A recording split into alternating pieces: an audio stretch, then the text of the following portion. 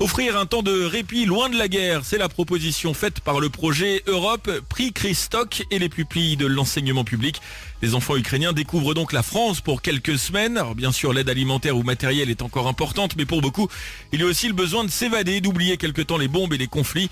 Après un premier séjour en novembre, 40 jeunes sont donc logés dans 2 centres d'Île-de-France et les équipes redoublent d'efforts pour apporter l'attention nécessaire aux enfants. Mathieu Message. Par exemple, Kevin, le directeur du séjour. Quand ils arrivent, ils sont un petit peu éteints, mais avec l'ambiance que mettent les animateurs, ils arrivent vraiment à jouer, à rigoler. Ils n'arrêtent pas de nous dire qu'ils voyaient à chaque fois Paris, la Tour Eiffel dans des films, mais là, le voir de leurs propres yeux, ça leur fait vraiment du bien. Ils communiquent souvent sur ce côté impressionnant qu'a Paris. Au programme, le Sacré-Cœur et Montmartre, dans quelques jours direction la Normandie pour faire du char à voile. Des moments importants selon Benjamin Aptan, fondateur d'Europe Prix Christoc. Ce sont des enfants déplacés par la guerre qui sont aujourd'hui dans des habitats de fortune dans la région de Khmelnytska. Je suis retourné en Ukraine à plusieurs reprises et j'ai vu des groupes d'enfants qui étaient venus quelques semaines ou quelques mois auparavant. C'était fondamental pour eux de venir, prendre un peu de répit, mais aussi donner un sens à leur résistance. Si on résiste, notre pays pourra ressembler à la France et c'est ça qu'on veut. Des enfants pour la plupart orphelins pour qui ce séjour est une bouffée d'air frais. Merci Mathieu. Et à votre échelle, vous pouvez aider en soutenant l'opération Un enfant, 1 euro, appelant les enseignants et parents d'Île-de-France à participer à une grande collecte pour l'organisation de ces séjours.